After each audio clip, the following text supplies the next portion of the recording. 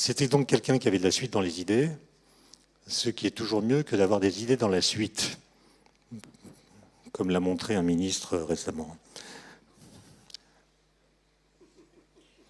Pourquoi vous riez pas? Je la trouve assez drôle, moi.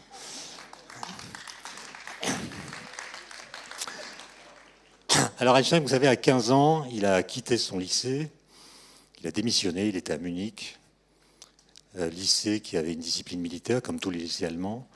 Il a vraiment démissionné, c'est-à-dire il a quitté le lycée en pleine année scolaire, il a renoncé à la nationalité allemande et il a rejoint ses parents qui travaillaient en Italie à l'époque. Et pendant une année, il a été déscolarisé. Il a fait des promenades, des randonnées en montagne. Et au bout de quelques mois, il a écrit une lettre à l'un de ses oncles, dans sa mémoire de quelques pages, dans lequel il explique quelles sont les questions qui vont l'intéresser pendant toute sa vie. Et toutes ces questions tournent autour de la lumière. Qu'est-ce que c'est que la lumière? Comment elle se propage dans l'espace? Est-ce qu'elle est autonome? Est-ce qu'elle a besoin d'un support? Est-ce que c'est un objet physique? Ou est-ce que c'est la vibration d'un objet physique? Et il se pose un certain nombre de questions qu'en fait personne ne s'est jamais posées. Par exemple, il dit, qu'est-ce qui se passerait si de la lumière émettait de la lumière? Qui parmi vous s'est déjà posé cette question? Il avait 15 ans. Alors, si de la lumière émet de la lumière, quelle va être la vitesse de la lumière émise? La lumière va à la vitesse de la lumière, mais si elle émet de la lumière, c'est-à-dire que la lumière émise va aller à la vitesse de la lumière plus la vitesse de la lumière, donc 2 fois. OK. Mais si la lumière émise est mise à son tour de la lumière, c'est 3 fois, puis 4 fois, etc. Et donc, il remarque que si la lumière peut émettre de la lumière, il est possible de fabriquer un escalier cinématique vers l'infini. Si la vitesse de la lumière est finie, elle peut devenir infinie par émission successive. Est-ce que c'est normal? Est-ce qu'il n'y a pas là une sorte de paradoxe? Un an plus tard, il est dans une petite ville de Suisse qui s'appelle Aarau, en terminale, en l'équivalent de la terminale, parce qu'il a repéré qu'en Suisse, il existe un institut, l'Institut Polytechnique de Zurich, dans lequel on peut rentrer sans bac, par concours, et il veut se présenter, donc il se prépare dans cette école. Et là, il va se poser une autre question en mettant en scène son propre corps. Einstein va, toute sa vie, imaginer des expériences de pensée dans lesquelles son corps sera mis en scène. Chose que personne n'avait jamais fait avant. Et l'expérience qu'il imagine, c'est qu'est-ce qui se passerait pour moi si j'étais à cheval sur un rayon de lumière. À l'époque, on décrit la lumière comme étant constituée d'ondes électromagnétiques. Vous avez déjà vu ça, je pense, des ondes électromagnétiques. Et donc, si vous êtes à cheval sur un rayon de lumière, ça veut dire que vous êtes à cheval sur une onde électromagnétique. Un peu comme un surfeur qui est à cheval sur une vague. Ça veut dire que si vous êtes assis sur la lumière par rapport à vous, les ondes, sont immobiles.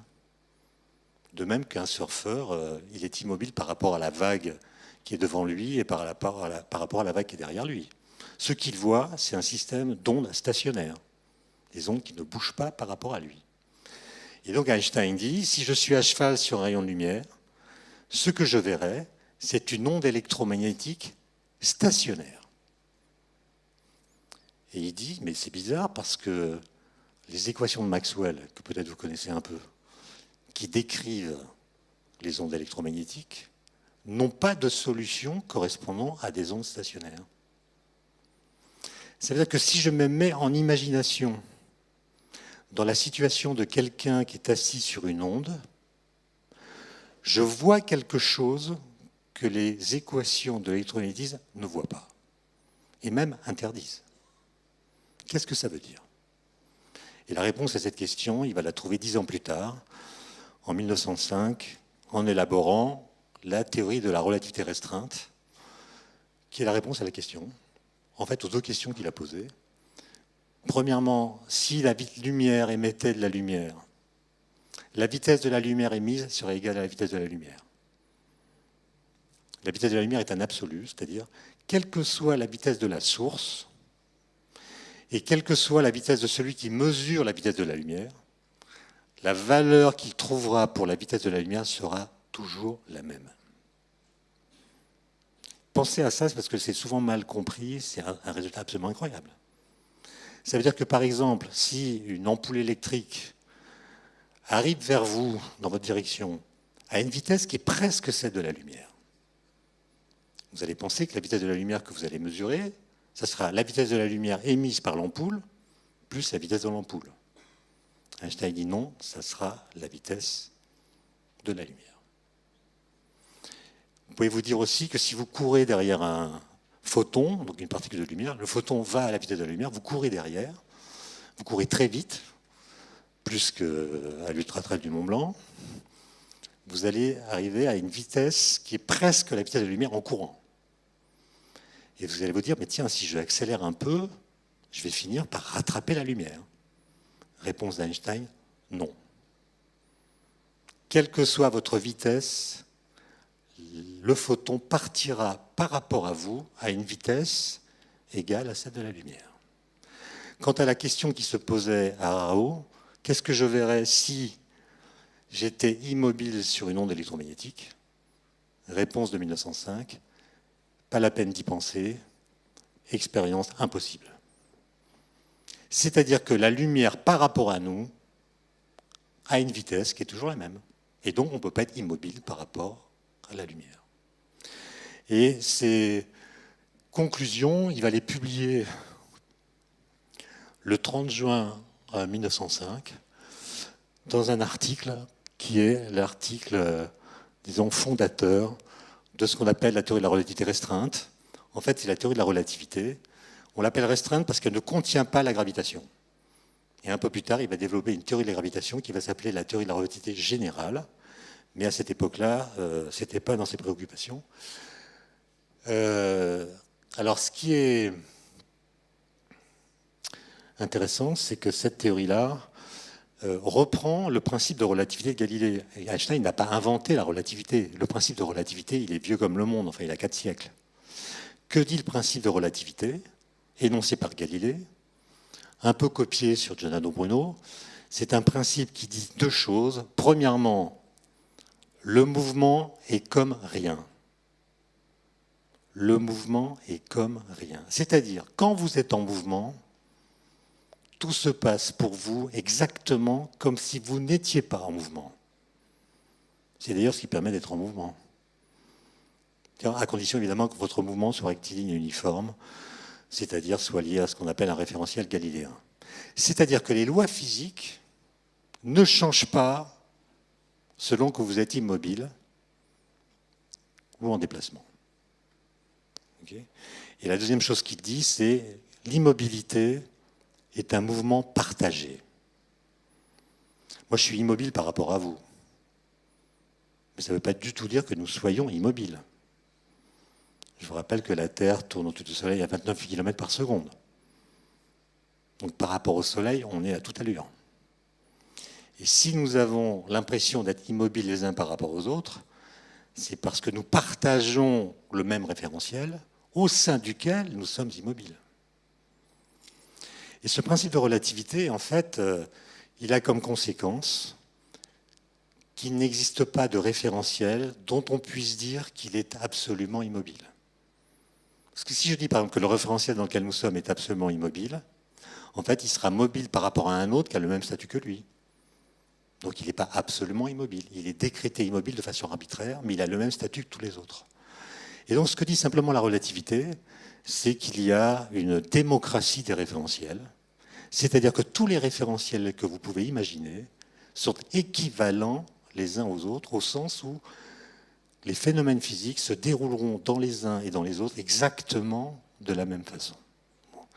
Et il va se rendre compte, mais je n'ai pas le temps d'en parler, pendant ses vacances, là, entre juin et septembre, il va se rendre compte que des implications de ce que je viens de dire, c'est E égale mc2. C'est-à-dire que si je suppose que la vitesse de la lumière est un invariant, et la même dans tous les référentiels, alors il doit y avoir une énergie de masse associée à tous les corps, dès lors qu'ils sont massifs. Ils possèdent une énergie énorme du seul fait qu'ils sont massifs. Et c'est dans cette formule, c'est la vitesse de la lumière, qui du coup change de statut. Elle n'a rien à voir là-dedans, ça devient une constante de la physique. Et cette formule est vraie, même s'il n'existe aucune lumière dans le processus par lequel un corps va perdre de l'énergie. Autrement dit, la vitesse de la lumière, cette constante C, change complètement de statut. C'est plus simplement la physique, la vitesse d'un objet particulier qui serait la lumière. C'est une constante beaucoup plus fondamentale qu'on va trouver même dans la structure de l'espace-temps. Mais bon, ça c'est, je pense, des choses que vous connaissez par cœur. Donc, je vais en venir à des choses plus incroyables. Et vous allez voir comment le chemin qui mène de réflexion d'Einstein par le biais d'expériences de pensée à la détection des ondes gravitationnelles est un chemin extrêmement simple, même si les équations qui vont être nécessaires pour arriver au résultat sont très compliquées, mais ça ne sera pas mon sujet. Ce que je veux vous montrer, c'est simplement la qualité du raisonnement qu'Einstein a mené. Et aussi la simplicité des questions. Je ne l'ai pas dit, mais par exemple, dans cet article que vous pouvez lire, hein, c'est un article que vous trouvez sur Internet, il est en allemand, il est traduit dans toutes les langues. Il y a très peu d'équations, où les équations qui sont citées sont mises en annexe. Et vous verrez que les questions qu'il pose sont tellement simples que les membres du référé qui ont examiné son papier, alors qu'il n'avait pas de thèse, qu'il n'avait pas de poste à l'université, ont dû se demander s'il ne se moquait pas d'eux. Par exemple, Einstein dit « Qu'est-ce que je veux dire quand je dis qu'un train arrive à 7 heures à la gare ?» Et il répond. Il dit « Ça veut dire que la petite aiguille de ma montre pointe sur le 7 au moment où le train arrive à quai. » Merci, monsieur Einstein. Vous nous avez appris à lire l'heure, on était au courant, etc. Mais il continue. Il dit, qu'est-ce que ça veut dire? Qu'est-ce que je veux dire quand je dis que le train arrive à 7 heures à la gare de Lyon si je suis à Marseille? Alors là, la réponse est moins simple, parce que je ne suis pas à la gare de Lyon. Donc, au moment où la petite aiguille pointe sur le 7 de ma montre, comment puis-je savoir qu'au même moment, un train arrive à la gare de Lyon? Il faut qu'on m'envoie une information. Est-ce que cette information sera instantanée? Si elle ne l'est pas, quand je vais la recevoir, le train sera déjà arrivé. Troisième question, qu'est-ce que je veux dire si je dis qu'un train arrive à 7 heures à la gare de Lyon si je suis en déplacement par rapport à la gare de Lyon? Et là, tout le monde est mort. Voilà une question que personne n'avait jamais posée, parce que tout le monde était persuadé que le temps était newtonien, universel, absolu, qu'il y a un seul temps qui est le temps de l'univers. Et si deux événements sont simultanés dans l'espace, ils sont simultanés pour tous les observateurs, quel que soit leur mouvement. Et Einstein pose des questions qui obligent à repenser à tout ça et à vérifier que les réponses automatiques qu'on produit sont bien les bonnes. 2 ans après, Einstein est toujours à Berne, il est à l'Office fédéral de la propriété intellectuelle, il a un petit salaire, il travaille comme ingénieur, il examine les brevets, il a écrit des lettres pour avoir des postes universitaires, il a toujours été refusé, malgré le fait, et je ne les ai pas détaillés, qu'en 1905, il a écrit 5 papiers absolument géniaux, chacun méritant le prix Nobel. Il aura le prix Nobel pour l'un d'entre eux, dont je n'ai pas parlé, mais malgré ça, il n'a pas de poste à l'université. Et au mois de novembre 1907, après son déjeuner, il s'assied sur son bureau, enfin sur son tabouret, comme tous les jours, et il se met à rêver. Enfin, il avait ce qu'il appelait des expériences semi-onériques, c'est-à-dire qu'il s'endormait un peu, mais pas complètement, et il s'arrangeait pour soumettre son imagination à sa volonté. Il n'était pas complètement endormi, mais il essayait de téléguider par la volonté l'orientation de ses pensées.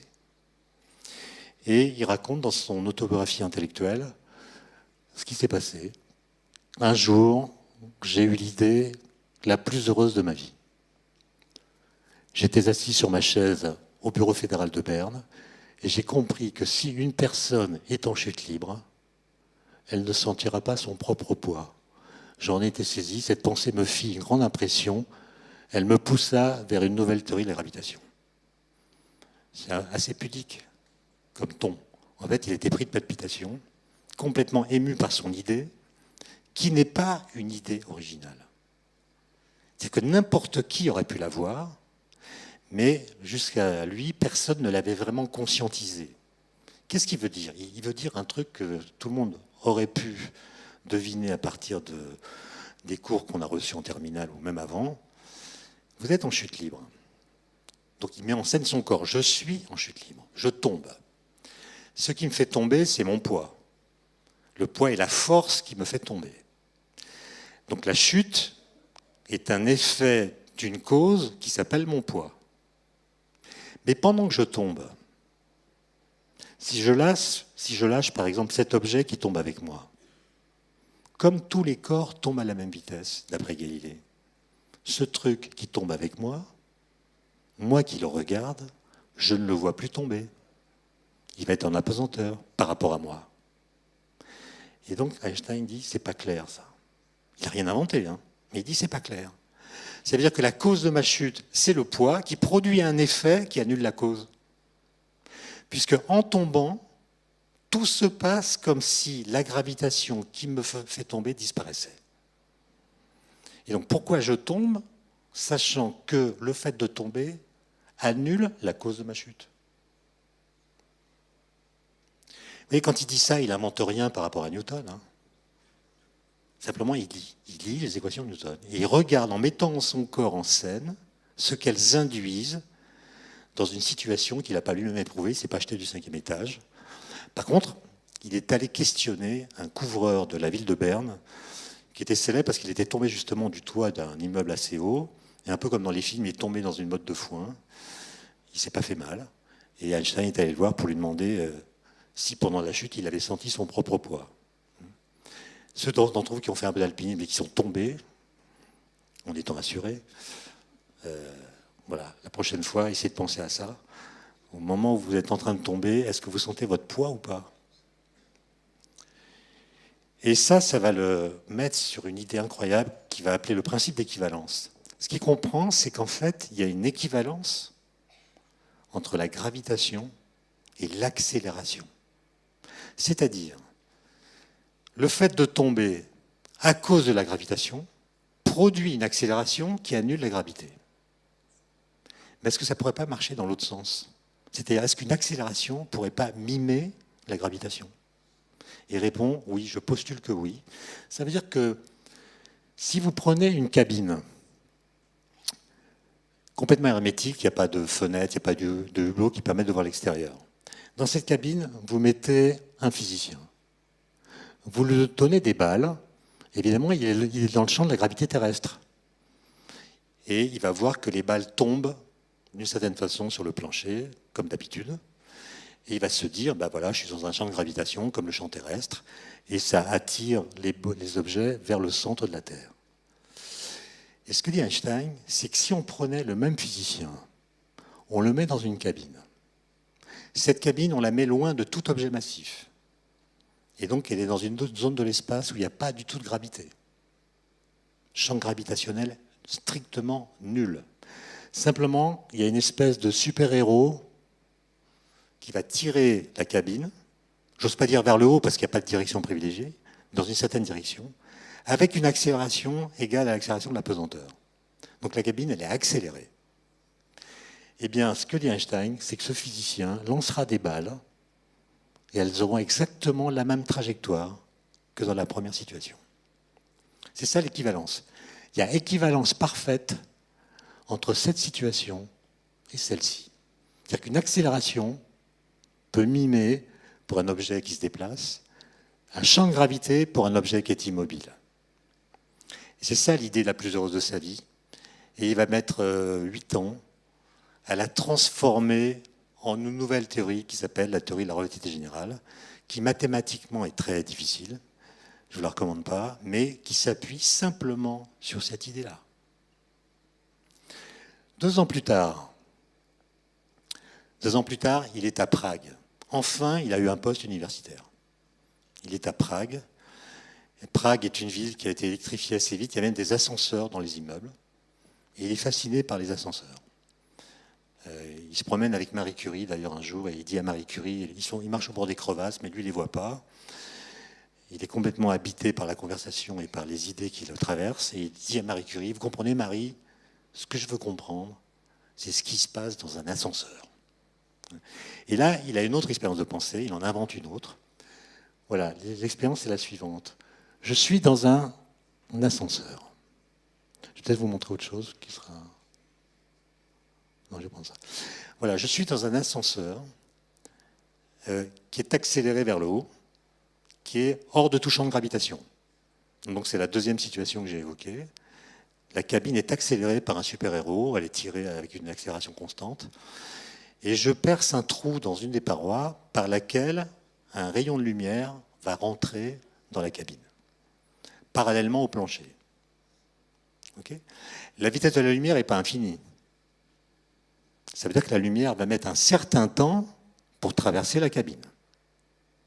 Donc elle va rentrer par un côté, et le temps qu'elle traverse, la cabine va monter, du fait de son accélération. Et donc le point d'impact de la lumière sur la paroi opposée ne sera pas en vis-à-vis du point d'entrée de la lumière. Et donc moi qui suis dans l'ascenseur, je vais voir que la lumière a une trajectoire courbée. Normal, je n'ai fait qu'appliquer les lois élémentaires de la physique et de la géométrie. D'accord ? Il n'y a rien de très surprenant là-dedans. Donc pour un observateur qui est dans l'ascenseur, si l'ascenseur est accéléré, la lumière a une trajectoire courbe. Mais ce n'est absolument pas surprenant, comme je viens de le voir. Mais maintenant, c'est là que ça devient incroyable, principe d'équivalence. Principe d'équivalence. Cette situation, on l'a dit tout à l'heure, c'est exactement la même que celle d'une cabine immobile posée sur la Terre. Donc, si cette cabine était immobile posée sur la Terre, un observateur dans la cabine verrait aussi la lumière courbée, puisqu'on voit les mêmes choses. La lumière n'a pas de masse, mais elle est courbée par la gravitation. Voilà, ça c'est Einstein, 1911. Et évidemment, ça va le troubler. Il n'y a pas d'équation. Hein. Il a fait un petit calcul, mais il n'y a pas encore la théorie. Il a juste prédit en 1911, sans faire d'expérience, mais simplement en imaginant des expériences, que de la lumière dans un champ de gravité doit être courbée. Donc un objet de masse nulle, comme la lumière, subit la gravitation. Ça commence à faire bizarre, non ?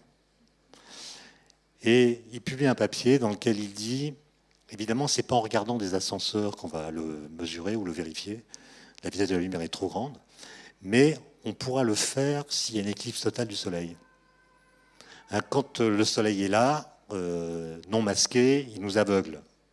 Donc on n'est pas capable de voir les étoiles fixes qui sont dans sa direction. Par contre, quand il y a une éclipse totale du Soleil, la lumière du Soleil est cachée, le Soleil ne nous aveugle plus, et on peut voir des étoiles qui sont dans sa direction presque, beaucoup plus loin que lui, on peut les voir.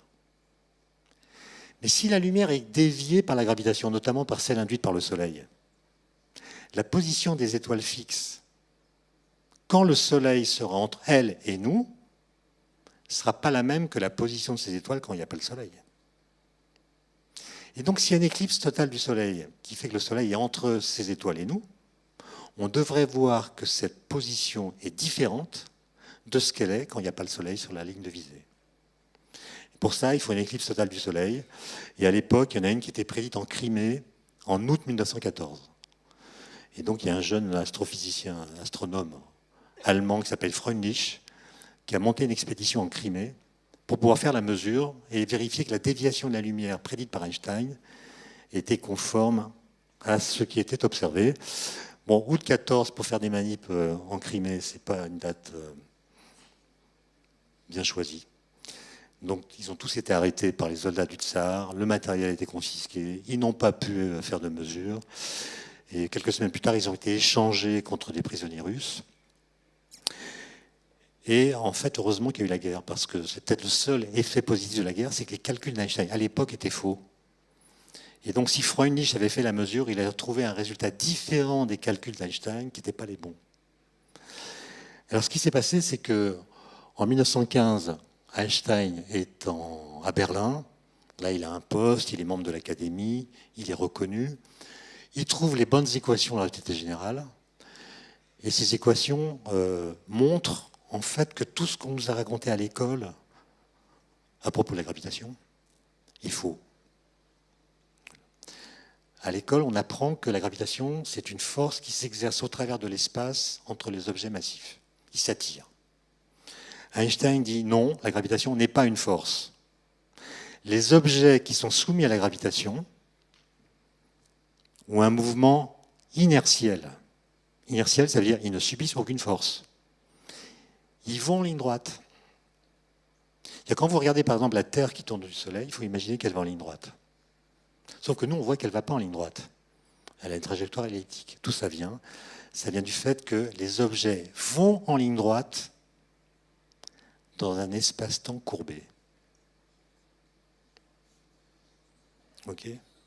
Ce qui veut dire que la gravitation, ça n'est pas du tout une force qui s'exerce sur les corps, c'est une déformation de l'espace-temps induite par les corps massifs qui fait que les lignes droites ne vont plus tout droit. Ok ? Donc c'est une révolution, c'est-à-dire que la gravitation change complètement de statut. C'est une déformation géométrique de l'espace-temps et non pas du tout une force qui s'exerce sur les objets. Les objets ne subissent aucune force gravitationnelle. Pour le dire autrement, le poids n'existe pas. La masse existe, pas le poids. Votre poids est une fiction newtonienne. Ce qui relativise la portée des régimes, d'ailleurs. Bon. Donc voilà, par exemple, ça se passe comme ça pour la Terre autour du Soleil. La Terre, elle tourne autour du Soleil comme si elle était sur le bord d'un bol et elle tourne sur une trajectoire elliptique qui, en fait, est complètement induite par la déformation de la métrique induite par le Soleil. Bon.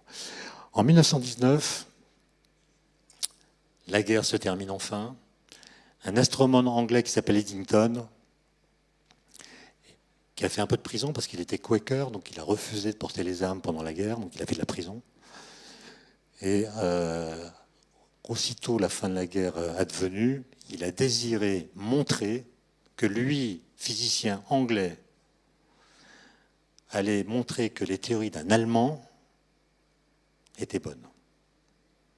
Il voulait montrer que la science allait permettre de rompre le nationalisme qu'il appelait la pestilence des pestilences. Donc il voulait montrer que la science était le ressort de l'universel. Et en 1919, il y a eu une éclipse totale du Soleil dans l'hémisphère sud.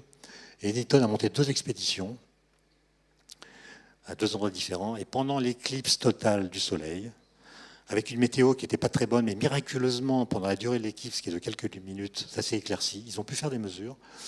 Et voilà la carte postale que Eddington a envoyée à certains de ses collègues, notamment Einstein. Voilà le Soleil, la lumière qui est déviée par le Soleil, la déflexion qu'ils ont mesurée à partir de ce cliché. Vous voyez, les étoiles fixes sont là, on les voit un peu. Le Soleil est caché. Il a montré que la déflexion était égale à la valeur calculée par Einstein, qui cette fois était la bonne valeur puisqu'il avait écrit sa théorie et donc corrigé les premiers calculs faux de 1912. Ça, c'était donc en 1919. Et ce résultat, je ne sais pas si vous pouvez en avoir conscience, mais ce résultat a fait la une des journaux dans le monde entier. C'était la fin de la guerre, les gens avaient besoin de nouveautés. Et là, on avait un résultat qui montrait que les liens qu'on avait crus définitifs entre l'espace, le temps, la matière, l'énergie, en fait, étaient changés. Ce qui donnait espoir pour construire un monde différent du précédent qui allait amener à la guerre. Et donc, dans le monde entier, les articles de journaux, en première page, j'ai une collection chez moi, racontent ça, en expliquant avec force de détail la théorie d'Einstein. avec beaucoup plus d'efforts que ceux qui ont été accomplis, par exemple, en 2012, quand on a découvert le boson de Higgs au LHC. Il n'y a pas eu beaucoup d'explications dans les journaux. À cette époque-là, sauf en France, parce qu'il y a les grèves de la presse, ça a fait la une de tous les journaux. Même dans le magazine Times, c'était une époque où le journaliste scientifique était en vacances. Et donc, il a été remplacé pour faire l'article par le journaliste qui s'occupait du golf. Et il a écrit un article magnifique avec plein de métaphores de golf qui explique tout ça avec plus de clarté que beaucoup de ses collègues journalistes scientifiques. Donc voilà pour la relativité générale dont on a fêté les 100 ans il y a un an. Et en 1916, un an après la publication de ces équations, Einstein tombe malade, il est mal nourri comme tout le monde pendant la guerre, il a des problèmes d'estomac, il perd 25 kilos. Et il se pose la question, est-ce qu'il ne pourrait pas y avoir des ondes gravitationnelles? Quand vous prenez une charge électrique, vous l'accélérez. Elle émet des ondes électromagnétiques qui peuvent être capturées par une antenne. Et donc Einstein s'est posé la question de savoir si une masse qu'on accélère très fortement dans l'espace, est-ce que cette masse n'engendrerait pas, de la même façon qu'une charge électrique engendre des ondes gravitationnelles, des ondes électromagnétiques, pardon, est-ce qu'elle n'engendrerait pas des ondes gravitationnelles, qui seraient des déformations de l'espace-temps? Et en 1916, il montre que ces équations admettent des solutions correspondant à ce phénomène. Ça veut dire que, par exemple, si une onde gravitationnelle passe, dans un premier temps, elle va diminuer la hauteur de ce personnage, puis le redresser, puis le diminuer à nouveau, puis etc. Autrement dit, si une onde gravitationnelle passe, la distance entre deux points va être modifiée. Elle va être modifiée non pas parce que l'un des points se rapproche de l'autre, qui serait la lecture naïve. La distance va diminuer parce que l'espace se contracte. Autrement dit, les deux points qui se rapprochent, en fait, sont immobiles dans un espace qui se contracte. D'accord ? Donc, par exemple, quand Tintin voit sa taille réduite, c'est simplement parce qu'entre sa tête et ses pieds, l'espace s'est contracté. Ça a été vu dans l'autre sens dans les années 20. On a détecté l'expansion de l'univers de cette façon. Les gens avaient des télescopes très puissants, Wilson par exemple, et des astronomes comme Hubble par exemple regardaient les nébuleuses, les galaxies, et ils voyaient que les galaxies s'éloignent de nous d'autant plus rapidement qu'elles sont plus... d'autant plus rapidement qu'elles sont plus loin de nous. Plus la distance qui nous sépare d'elles est élevée, plus elles vont vite par rapport à nous. Et Hubble a dit, c'est la preuve que les galaxies s'échappent de nous dans l'espace. Elles fuient dans l'espace. D'autres physiciens, comme l'abbé Lemaitre par exemple, ont réinterprété les résultats obtenus par Hubble à partir de la théorie d'Einstein. Et la conclusion à laquelle ils sont arrivés est complètement différente. Ils ont dit, non, si on voit que les galaxies s'éloignent de nous, ça n'est pas parce qu'elles s'éloignent de nous dans l'espace, c'est parce que l'espace se dilate. En fait, elles sont immobiles dans un espace-temps qui se dilate. Il faut avoir ça en tête parce que dans beaucoup d'ouvrages, on fait une lecture de tout ça comme si on était dans un cadre newtonien. Or, il n'y a pas de... Je dis tout à l'heure, la physique, ce n'est pas la bureaucratie des apparences. Il ne suffit pas de dire, tiens, ça bouge. On voit que ça bouge pour avoir la preuve que ça bouge. Autrement dit, les faits peuvent être mal interprétés. Et l'interprétation qu'on va donner des faits dépend de la théorie qu'on utilise pour les interpréter. En tout cas, dans les années 20, on va découvrir de cette façon ce qu'on appelle aujourd'hui l'expansion de l'univers. Et ce qu'on appelle une onde gravitationnelle, c'est tout simplement le passage d'une déformation continue de l'espace-temps qui va modifier sur son passage les distances des objets et puis aussi le temps des montres. Moi j'ai deux montres, hein, j'en ai une ici, j'en ai une là. Et normalement, si une onde gravitationnelle me traverse, elles vont se désynchroniser, donc j'attends. Bon, ça, je vous passe tout ça. Mais, donc, les ondes gravitationnelles, la question, c'est est-ce qu'elles existent? Il y a eu beaucoup de travaux dans les années 60, on n'a rien vu. Et puis, finalement, au mois de février 2016, le 11 février, les Américains ont une expérience à 2 endroits à la surface des États-Unis, des interféromètres avec des lasers, peu importe le dispositif. Ils ont vu passer une onde comme ça, c'est-à-dire une variation très rapide, ça a duré 10 millisecondes, de la distance entre 2 points. Et ça montre la variation des distances. Et vous voyez, pendant une durée très très courte, là. Et il se trouve que depuis des années, on avait déjà calculé ce qui se passerait si 2 trous noirs fusionnent. Donc vous prenez 2 trous noirs, vous les faites fusionner, c'est-à-dire que l'un se rapproche de l'autre, ils sont à moins de 100 km, leurs horizons respectifs se mélangent, et ils vont faire un seul trou noir qui va vibrer, et quand la vibration va cesser, ça va émettre des ondes gravitationnelles absolument incroyables, qui vont déformer l'espace-temps avec beaucoup d'énergie sur leur passage, et s'atténuer à mesure qu'elles vont se disperser dans l'espace. Et il se trouve que des gens avaient calculé ça, et dans leur calcul, il y avait 2 paramètres, la masse du premier trou noir et la masse du deuxième trou noir. Et en septembre 2015, une telle onde est passée dans le détecteur américain, quelques jours après qu'il soit mis en service.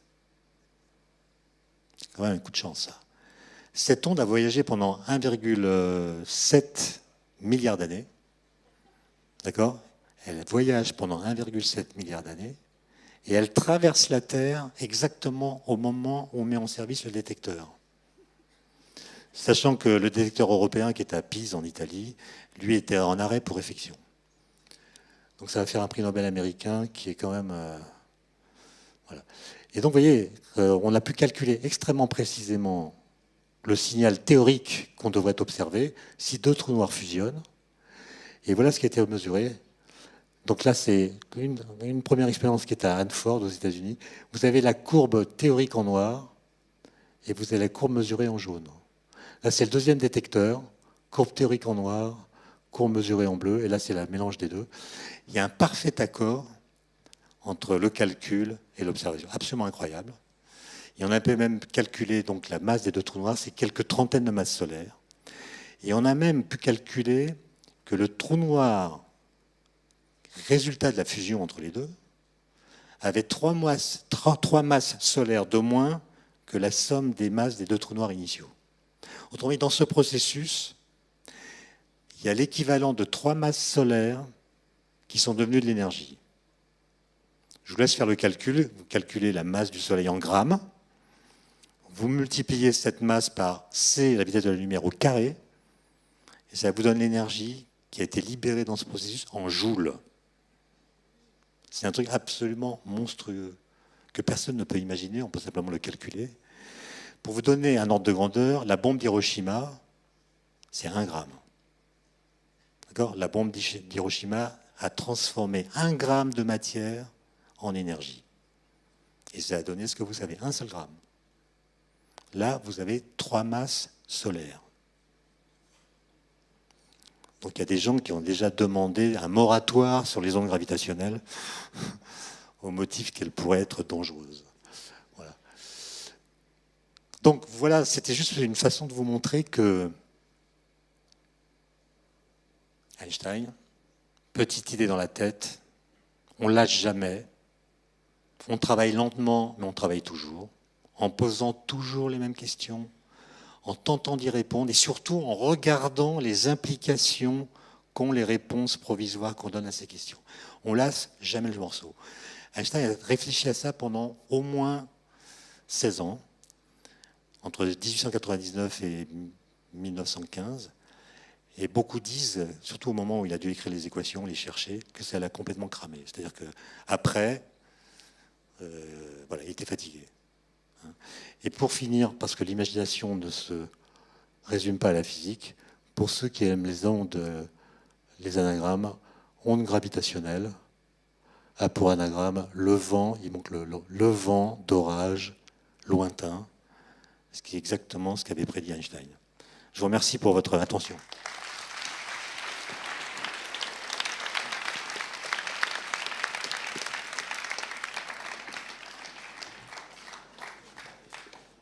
Merci beaucoup, Étienne, de cette brillante présentation et inspirante. Je ne sais pas si les ondes gravitationnelles nous ont traversé la salle, mais il y avait une écoute parfaite. Quelques questions?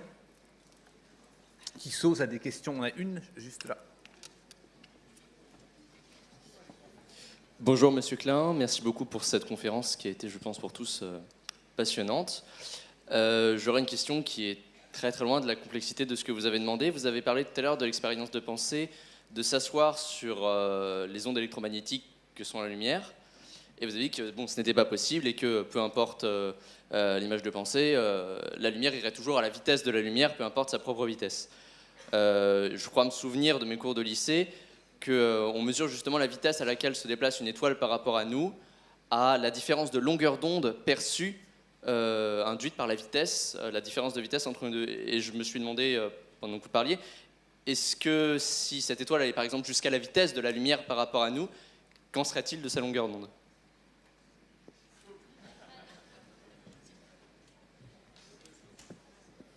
Alors quand un objet, et vous avez bien écouté vos cours de lycée, je vous félicite, quand un objet se déplace en émettant des ondes, par exemple des ondes sonores, eh bien la fréquence des ondes qu'on capte dépend de la vitesse de l'objet source par rapport à nous. Pour les ondes sonores, vous avez remarqué qu'une ambulance, quand elle passe devant vous, n'émet pas le même son selon qu'elle vient vers vous ou selon qu'elle s'éloigne de vous. C'est la même chose pour les étoiles, c'est ce qu'on appelle l'effet Doppler. D'accord ? Et donc, si une étoile s'éloigne de nous avec une très grande vitesse, son décalage spectral, donc sa variation de fréquence, va être d'autant plus grand, mais cet objet ne pourra jamais aller aussi vite que la lumière et de toute façon ne pourra pas dépasser la vitesse de la lumière. D'accord ? Donc la fréquence va devenir de plus en plus faible sans jamais s'annuler. Merci beaucoup. Ne croyez pas que... Parce qu'on dit rien ne peut aller plus vite que la lumière, en fait, c'est pas tout à fait vrai. Il y a des tas de choses qui vont plus vite que la lumière. Ce que la relativité interdit, en fait, ce qu'elle fait, c'est qu'elle impose qu'il y ait une vitesse limite, une vitesse qu'on ne peut pas dépasser quand on a une particule ou quand on veut échanger de l'information. Mais il y a des tas de phénomènes qui vont plus vite que la lumière. Par exemple, si vous prenez une paire de ciseaux pour couper du papier, évidemment, la vitesse à laquelle le papier va se couper dépend de la vitesse à laquelle le croisement entre ces deux lames va se propager dans l'espace. Ben, faites le calcul, vous pouvez avoir une paire de ciseaux dont aucune des lames ne va plus vite que la lumière, mais dont le point d'intersection a une vitesse supérieure à la vitesse de la lumière. Autrement dit, vous pouvez couper du papier plus vite que la lumière. Mais ça ne viole pas la relativité parce que ce qui se déplace, c'est un point qui n'est pas matériel. C'est l'intersection entre deux droites qui se déplace. Et il n'y a pas propagation d'un signal au sein du papier. Chaque atome, chaque molécule de papier est coupée tour à tour. C'est la même cause qui, localement, va produire le même effet. Bon, je vois que vous ne me croyez pas, alors je vais prendre un autre exemple. Imaginez un phare au bord de la mer qui tourne. Autour du phare, vous mettez un écran cylindrique dont le phare occupe le centre. Donc la lumière va tourner, va se déposer sur l'écran, et cette lumière qui se dépose sur l'écran va tourner puisque le phare lui-même tourne. Et vos souvenirs vous permettent de savoir que la vitesse à laquelle va se déplacer l'impact de la lumière sur l'écran, c'est le produit du rayon de l'écran R par la vitesse angulaire, oméga. R oméga. Okay ? Et bien si R est très grand et si oméga est très grand, il n'y a pas de limite, ce point d'impact de la lumière sur l'écran peut aller plus vite que la lumière. Ça a déjà été fait avec des lasers, des miroirs. Donc vous avez de la lumière, en apparence, le dépôt de la lumière qui va plus vite que la lumière.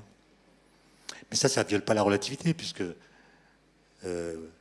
c'est pas la lumière qui se déplace, c'est la même cause, à savoir l'émission de lumière par le phare, qui va produire des effets successifs dans l'espace qui, eux, vont apparaître à une vitesse plus grande que c. Vous pouvez faire ça avec vos guirlandes de Noël, par exemple. Vous pouvez avoir une guirlande telle que le temps que met la lumière pour allumer une première ampoule, puis une ampoule derrière, soit plus court que le temps que met la lumière pour aller de l'une à l'autre. Vous convoquez les voisins et vous leur dites, voilà, j'ai une guirlande supra-relativiste. De toute façon, c'est pas la peine de beaucoup travailler, puisqu'en fait, ça se voit pas. Donc, la différence se voit pas. Mais en principe, on peut faire ça. Donc, Donc vous voyez, il faut être prudent dans la façon de raconter la relativité. Elle ne dit pas que rien ne va plus vite que la lumière. Elle dit que certaines choses sont limitées par cette vitesse, ce qui ne veut pas dire qu'on ne puisse pas faire des phénomènes qui semblent violer cette loi. Est-ce qu'il y a d'autres tentatives de questions? Non, mais n'hésitez pas, la physique, c'est justement, il n'y a pas de question bête, puisque c'est toujours surprenant, la physique. C'est pas comme l'économie, qui est une science intelligente. Moi, je n'oserais jamais poser des questions en économie, par exemple. Oui, j'ai une question à votre gauche. Quelles sont les applications opérationnelles de toutes ces théories aujourd'hui? Lesquelles? La relativité restreinte, par exemple, la relativité générale. Bon, déjà, une théorie, elle n'est pas simplement... Einstein, il ne se souciait pas des applications, même s'il a déposé beaucoup de brevets sur toutes sortes de questions. Mais il se trouve que la relativité restreinte, d'abord, c'est la bonne théorie de l'espace et du temps. Voilà. Donc même s'il n'y avait pas d'application, c'est la bonne théorie, quoi. Si vous voulez penser l'espace et le temps, bah, c'est par la relativité restreinte que vous pouvez le faire, et non pas par un autre système. Et donc sa première utilité, c'est de nous proposer ce qu'on pourrait appeler des découvertes philosophiques négatives. C'est-à-dire que cette théorie qui fonctionne, qui n'a jamais été démentie depuis plus d'un siècle, vient éclairer, voire contraindre les réponses philosophiques qu'on peut apporter à des questions philosophiques. Par exemple, si vous vous intéressez à Kant, ou à Husserl, ou à Heidegger, ou à Saint-Augustin, c'est intéressant, c'est des systèmes sur le temps qui sont parfaits, mais la question advient de savoir ce qu'ils disent. Est-ce que c'est compatible avec ce que dit la relativité, ou est-ce que ça n'a rien à voir? Voilà, donc ça c'est la première application. Ensuite, il y a des applications pratiques, le laser, la relativité générale, qui sert à faire de la cosmologie, là. C'est quand même une théorie qui a permis de considérer que l'univers était un objet physique. Avant, on pensait que l'univers, c'est une espèce d'enveloppe vague qui contient des entités physiques, des étoiles, des galaxies. Mais la relativité générale est une théorie qui permet de penser l'univers comme un objet. Vous avez entendu parler du Big Bang. Ben, le Big Bang, il est décrit par la relativité générale. L'univers est un objet qui a des propriétés physiques bien à lui, qui ne viennent pas des propriétés des objets qu'il contient. Par exemple, la courbure généralisée de l'espace-temps, c'est une propriété de l'univers. Ce n'est pas une propriété de quelque chose dans l'univers. Et donc, ça a permis de fonder la cosmologie. Et ceux d'entre vous qui ont des GPS, à savoir vous tous, ne savent peut-être pas que la précision du GPS vient de ça. C'est-à-dire que si vous construisez un GPS dans lequel vous ne faites pas de correction venant de la relativité générale, vous dérivez. Et on vous envoie à Pétaouchnok, alors que... Et ça tient à un effet de relativité pure, c'est que pour le système GPS, il y a plusieurs satellites à des altitudes différentes. Ces satellites ont des horloges atomiques qui, étant à des altitudes différentes, voient un champ de gravité différent. Comme les horloges ont des rythmes qui dépendent du champ de gravité, si on ne tient pas compte de ces petites variations, on perd la précision des GPS. Donc le GPS est une application, si vous voulez, indirecte de la relativité générale. Et la détection des ondes gravitationnelles, alors elle, vous avez peut-être lu la presse, c'est une nouvelle astronomie. C'est-à-dire ce qu'on a vécu là, et je pèse mes mots, hein, c'est vraiment une révolution dans l'histoire de la science. Pour une raison simple. Dans beaucoup d'articles, on a dit que c'est la même chose que Galilée. C'est aussi fort que Galilée.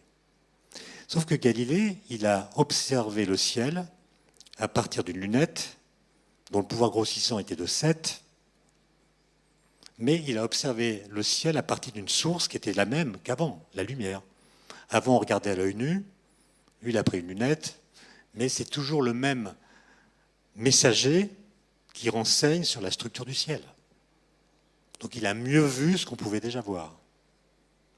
Alors que les ondes gravitationnelles, c'est une nouvelle source d'information du cosmos.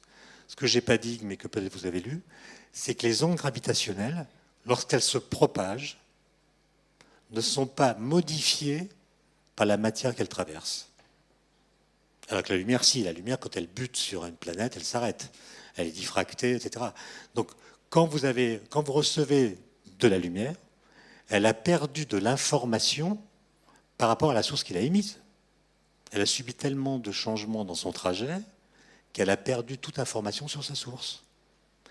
Alors que les ondes gravitationnelles, elles gardent la signature parfaite de la source qui les a émises. C'est pour ça qu'on a pu dire, après les avoir détectées, non mais je ne sais pas si vous vous rendez compte, on a pu dire, elles ont été émises par 2 trous noirs de 28 et 32 masses solaires qui ont fusionné il y a 1,7 milliard d'années. On sait tout sur la source. D'ailleurs, c'est assez ironique parce que Einstein croyait aux ondes gravitationnelles, mais il était persuadé qu'on ne pourrait jamais les détecter. Je n'ai pas insisté sur le fait que les Américains ont mesuré une variation de distance au passage des ondes plus petite qu'un 10 millième de la taille d'un proton. Comment vous faites pour mesurer une variation de distance plus faible qu'un 10 millième de la taille d'une particule élémentaire? Je vous laisse réfléchir là-dessus. Donc Einstein, s'il était revenu en 2016, aurait été stupéfait de voir qu'on avait pu démontrer leur existence. Mais il y a un autre truc qu'il aurait vraiment laissé par terre, c'est qu'Einstein ne croyait pas aux trous noirs. Bien que les trous noirs soient des solutions de ces équations. Il ne croyait pas aux trous noirs. Et même avant cet événement, il y a encore des astrophysiciens qui n'y croyaient pas. Et surtout, il y en a beaucoup qui ne pensaient pas que les trous noirs pouvaient fusionner. Un trou noir, il se trouve toujours au centre d'une galaxie. Pour qu'il y ait 2 trous noirs proches, il faut qu'il y ait 2 galaxies qui fusionnent, ça fait le ménage. Et il y a 2 trous noirs qui se retrouvent à 100 km l'un de l'autre. Personne n'a jamais pensé qu'un tel processus était possible. Et l'ironie de l'histoire, c'est que grâce à des objets auxquels Einstein ne croyait pas, les trous noirs, on a pu démontrer l'existence des ondes gravitationnelles auxquelles il croyait, mais dont il pensait qu'on ne pourrait pas les détecter. Moi, ça me suffit comme application. Et maintenant, je ne l'ai pas dit, mais on va développer une astronomie gravitationnelle. Ça, vous allez vivre ça, c'est une révolution. C'est-à-dire que maintenant qu'on sait qu'elles existent, on envoie des satellites. Il y a même un projet qui s'appelle LISA, avec 3 satellites qui seront distants d'1 million de kilomètres. D'accord, 3 points, ils font un triangle. Et quand une onde gravitationnelle va passer au travers de ce triangle, ça va faire bouger les distances séparant ces satellites. Et on pourra détecter, on pourra même voir des objets qu'on n'a jamais vus. C'est-à-dire qu'on peut voir des objets qui n'émettent pas de lumière, comme les trous noirs. Là, on peut dire qu'on a vu les trous noirs. Et je peux vous dire que, enfin ça c'est un truc qu'on n'a pas trop le droit de dire, mais les Américains ont vu d'autres événements, les Européens sont en train d'en voir aussi. On va peupler l'univers d'objets dont vous n'avez jamais entendu parler. C'est aussi fort qu'une campagne présidentielle. Merci beaucoup, Étienne Klein. Merci infiniment d'être venu parmi nous, nous passionner autour de cette question d'ondes gravitationnelles, notamment, mais également de la science et de la physique. Je crois qu'un grand nombre, après cette grande journée, vont essayer de tenter d'attraper un RER qui a une grande difficulté en termes de temps par rapport à Paris, et en rapidité et en fiabilité. Et on ne sait pas si les ondes gravitationnelles transversent le RER. Il n'empêche que c'est difficile et tous les étudiants ont besoin de s'arrêter pour ce soir. Merci à tous. Merci Étienne Klein de nouveau d'être venu parmi nous.